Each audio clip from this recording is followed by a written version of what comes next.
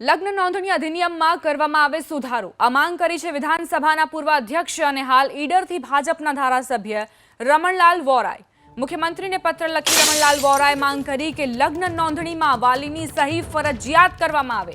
રમણલાલ વોરાના મતે લગ્ન કરનાર દીકરી અને તેના પરિવારજનો સાથે થતી છેતરપિંડી અટકાવવા માટે લગ્ન નોંધણી અધિનિયમમાં સુધારો કરવામાં આવે। ધારાસભ્ય રમણલાલ વોરાએ આ માંગ કરી છે લગ્ન નોંધણીમાં વાલીની સહી ફરજિયાત કરવામાં આવે જેથી જે દીકરીઓ ભોગ બની રહી છે છેતરપિંડીનો તેને અટકાવવામાં આવે। રમણલાલ વોરાની એ પણ માંગ છે કે સમાજમાં જે પ્રકારની ઘટનાઓ બની રહી છે આ જ એક વિકલ્પ છે તેને અટકાવવા માટેનો। સામાન્ય રીતે આપણા જે નિયમો છે, કાયદો કાનૂન છે એ પ્રમાણે પુખ્ત વયની દીકરી અથવા દીકરો હોય તો એ ગમે ત્યારે લગ્ન કરી શકે છે, એ આપણું પ્રાવધાન છે। પરંતુ આ પ્રાવધાનના કારણે ઘણી બધી સમસ્યાઓ પણ ઊભી થાય છે। જે મા બાપ આજે વિદ્યાર્થીઓને સ્કૂલમાં મોકલતા હોય, કોલેજમાં મોકલતા હોય, કોઈ કામના સ્થળે કામ કરતા હોય અથવા અન્ય રીતે સંપર્કમાં આવ્યા હોય, ઘણા કિસ્સાઓમાં એવું બનતું હોય છે કે એકબીજાની સાચી સ્થિતિ જાણતા ન હોવા છતાંય પ્રેમ પ્રકરણના કારણે આવો લગ્ન થતા હોય છે એવું સામાન્ય લાગણી બધામાં પ્રવર્તે છે। મારા મત વિસ્તારની સમગ્ર રાજ્યની આ સમસ્યા છે અને એટલા માટે જ મેં માન્ય મુખ્યમંત્રીશ્રીને અને કાયદા મંત્રીશ્રી, મહિલા અને બાળ કલ્યાણ મંત્રીશ્રીને મેં પત્ર લખ્યો છે અને પત્રમાં મેં માગણી એવી કરી છે કે 2006નો જે કાયદો છે એની અંદર સુધારો કરવો જોઈએ અને આ સુધારામાં મેં 4 માગણીઓ એમને લખીને મોકલી છે। એમાં એવું કહ્યું છે કે જે દીકરો અથવા દીકરી, સામાન્ય રીતે દીકરી જે સ્થળે લગ્નની નોંધણી કરાવે તો જ્યાં રહેતી હોય ત્યાં એની લગ્નની નોંધણી થાય। એક વાત, એનું વેરિફિકેશન કરવાનું હોય તો જે દીકરી જ્યાં રહે છે એ જ વિસ્તારનું પોલીસ સ્ટેશન એનું વેરિફિકેશન કરે કે જેથી અહીંની દીકરી બીજા જિલ્લામાં જાય અથવા બીજી જગ્યાએ જાય અને ઘણી વખત ક્યાંક ખોટું પણ ચાલતું હોય છે, આપણે બધા જાણતા હોઈએ છીએ। એટલે એવું ન થાય એટલા માટેની આ વાત છે। એની સાથે સાથે એના માટેના જે પ્રમાણપત્રો ઇસ્યુ કરવામાં આવે છે અને એ ઇસ્યુ કરેલા પ્રમાણપત્રોના આધારે જે લગ્ન થાય છે તો એનું વેરિફિકેશન કોણ કરે? તો જે તે તાલુકો, જે તે જિલ્લો અથવા જે તે ગ્રામ્ય વિસ્તાર, શહેર વિસ્તાર હોય એના જ અધિકારીઓ જેની આ જવાબદારી છે એ પોતે જ વેરિફિકેશન કરે, જેમ કે પોલીસ સ્ટેશન કરે છે તે રીતે।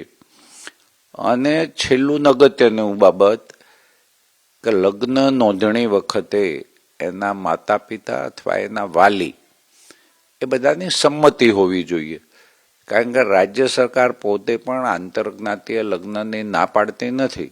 આંતરજ્ઞાતીય લગ્ન થાય છે પરંતુ એ લગ્ન બંનેની, દીકરો અને દીકરી બંનેના મા બાપની સંમતિથી થતા હોય છે અને એટલા માટે એના માતા પિતા કે અથવા વાલીની એની હાજરી, એની સહીની તાતી જરૂરિયાત છે। જેના કારણે આજે જે પ્રશ્નો ઊભા થાય છે 4-6 મહિના પછી લવ જેહાદનો મુદ્દો આપણે જાણીએ છીએ, પછી કે ધર્માંતરની વાત આવે, પ્રેમ તો એક વખતે થઈ ગયો પછી એની પાસે તો જીવન નિર્વાહની કંઈ વિગતો જોતી નથી, અથવા પછી અમુક લોકોનું વ્યક્તિગત માનસ જ એ પ્રકારનું હોય છે કે એને આ પ્રમાણે કરવું।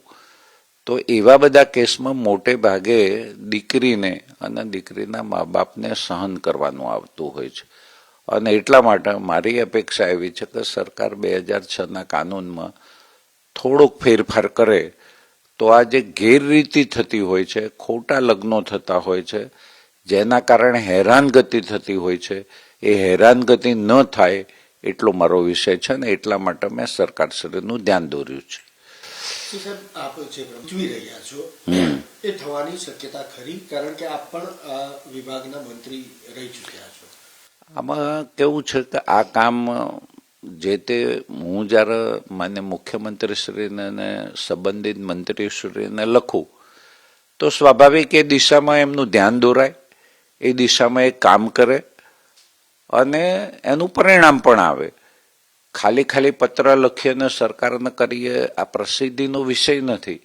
આ લોકોની લોક લાગણી સાથે જોડાયેલો હૃદય સ્પર્શી છે અને એટલા માટે મને તો પૂરો ભરોસો છે કે ભારતીય જનતા પાર્ટીની સરકાર અને આદરણીય ભૂપેન્દ્રભાઈ પટેલની સરકારમાં આનું કંઈક ને કંઈક નિરાકરણ આવશે અને વાલીઓને એનો લાભ મળશે.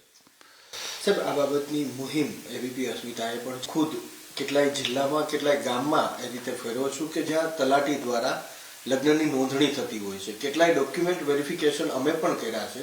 પ્રથમ દ્રષ્ટિએ જ એ જે ડોક્યુમેન્ટ હોય છે એ ફરજી હોય એવું પણ લાગી રહ્યું છે. એટલે લગ્ન નોંધણીની અંદર ફરજીવાળો વધારે થઈ રહ્યો છે. મેં એટલા જ માટે કહ્યું કે જ્યાં દીકરી રહેતી હોય એ જ જગ્યાએ એનું રજીસ્ટ્રેશન થાય, એના જ પ્રમાણપત્રોનું રજીસ્ટ્રેશન જે તે વિસ્તારના લોકો જ કરે અને એની સાથે સાથે એનું વેરિફિકેશન થાય ને માતા પિતા અથવા વાલીની હાજરી હોય. આ તો ઘણી વખત એવું હોય છે કે એક તાલુકાનો દીકરો દીકરી હોય ને બીજા જિલ્લામાં જઈને કોઈ મંદિરમાં જઈને, અને અમુકનો તો આ ધંધો થયો છે એવું મને પણ લાગે છે. એટલે એવું ન થાય. અને મેં પહેલા કહ્યું એ પ્રમાણે આપણો કાયદો છે કે બંને લોકો પુખ્ત વયના હોય, બંનેની સંમતિ હોય, મા બાપ પણ સંમત હોય તો લગ્ન આજે પણ થાય છે. આંતરજ્ઞાતીય લગ્ન પણ થાય છે. એટલે એના વિશે કોઈ સરકારની પેલું એ નથી. પરંતુ જે એના પછીના જે પરિણામો ભોગવવાના થતા હોય છે મોટે ભાગે દીકરીને ભોગવવાના થાય છે, દીકરીના મા બાપને ભોગવવાના થાય છે અને એમાંથી રસ્તો નીકળે એટલા માટેનો મારો પ્રયાસ છે.